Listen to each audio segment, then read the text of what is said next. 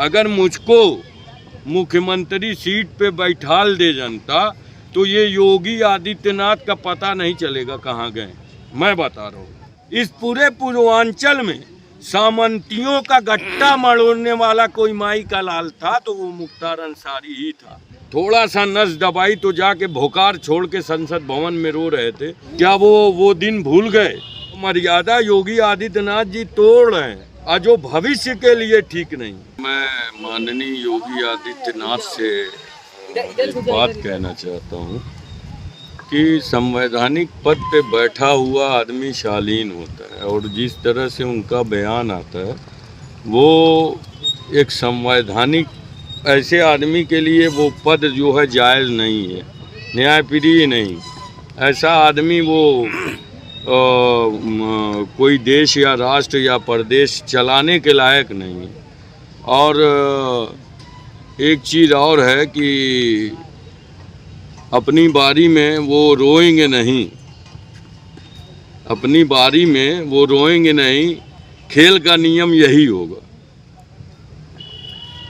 मतलब एक समय वो था कि जब यहाँ पे समाजवादी शासन था और योगी आदित्यनाथ जी जो हैं माननीय मुख्यमंत्री हैं, और कहने में शर्म भी आती है हमको, उनके द्वारा जो पूर्वांचल में जो किया जा रहा था, जो जिस तरह से उनकी राजनीति थी, कहीं ना कहीं अगर इसी तरह का व्यवहार उस टाइम की सरकार कर दी होती तो वो शायद आज इस सीट पे वो नहीं बैठे मिलते। क्योंकि उनकी ऐसी जो है उनकी समाज में उनकी क्रिया थी, उनकी राजनीति थी समाज को लड़ाने के लिए। लेकिन थोड़ा सा उस टाइम के प्रशासन ने थोड़ा सा नस दबाई तो जाके भोकार छोड़ के संसद भवन में रो रहे थे। और यही देश के राजनेता जो है उस टाइम की निवर्तमान सरकार को जो है सजेशन दिया हमारे केंद्र की सरकार ने कि ऐसा ना करें। वो एक जनप्रतिनिधि है, अगर कुछ गलत कर रहे हैं तो उनको समझाया जा सके। क्या वो दिन भूल गए?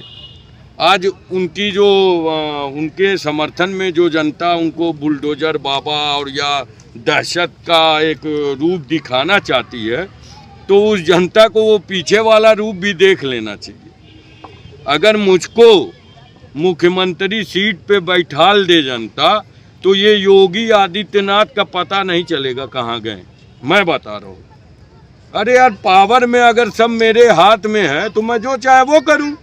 लेकिन उसकी राजनीतिक उसमें जो व्यवस्था में, लोकतंत्र में, संवैधानिक व्यवस्था में उसकी एक मर्यादा होती है और मर्यादा योगी आदित्यनाथ जी तोड़ रहे हैं और जो भविष्य के लिए ठीक नहीं।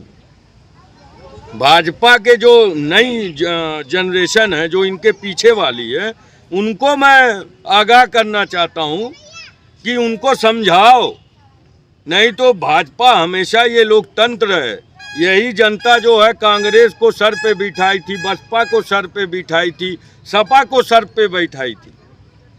तो तुमको हटते वक्त नहीं लगेगा और वक्त नहीं लगेगा तो ये तो उम्र हो चुकी है इन सबों की, हो सकता है देश छोड़ के भाग जाएं हारने के बाद।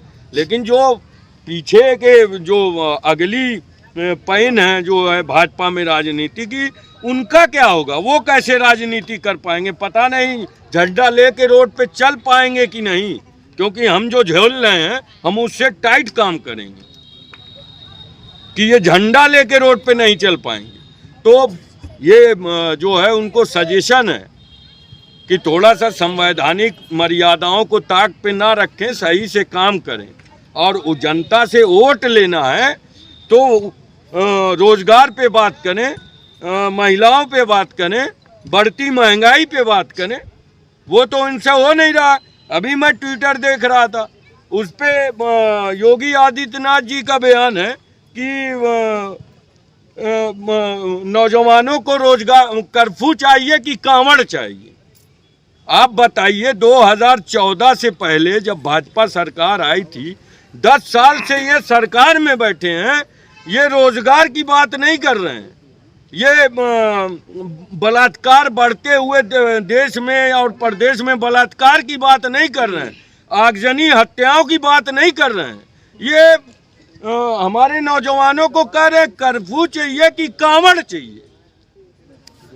कांवड़ की जहां तुम रोजगार की भी बात कर सकते हो ना। आप तिलक लगाए हैं, ये टोपी पहने हैं, हम भी टोपी पहनते हैं, अभी टाइम हो रहा है नमाज पढ़ने जाएंगे। हिंदू भाई है वो टाइम हो रहा है जाके मंदिर में पूजा अर्चना करेगा। तो राजनीतिक पार्टियां जो हैं वो बैठी हैं, जो है सत्ता में बैठी हैं, तो वो हमें अच्छी व्यवस्था देने के लिए बैठी हैं। वो हमको ये नहीं बताएंगे कि हम अपने धर्म का पालन कैसे करें। हर धार्मिक आदमी अपने धर्म के अनुसार अपना धर्म पालन करने का नियम कानून जानता है। क्या टाइम उसको पूजा करनी है, नमाज क्रिश्चियन को गिरजाघर जाना है, पर सिख को गुरुद्वारे जाना है, उसको पता है। उनके धार्मिक गुरु हैं, उनको शिक्षा दे। आप हमारा वोट लेकर हम हमारे शासन सत्ता पे बैठे हुए हो, हमारा वोट लेकर कि हमें एक अच्छी व्यवस्था दे दो, अच्छा अस्पताल दे दो, अच्छा इलाज दे दो, अच्छा रोजगार दे दो, देश में सुरक्षा दे दो, शांति दे दो। लेकिन ये सब शांति की बात करते नहीं है भाजपाई।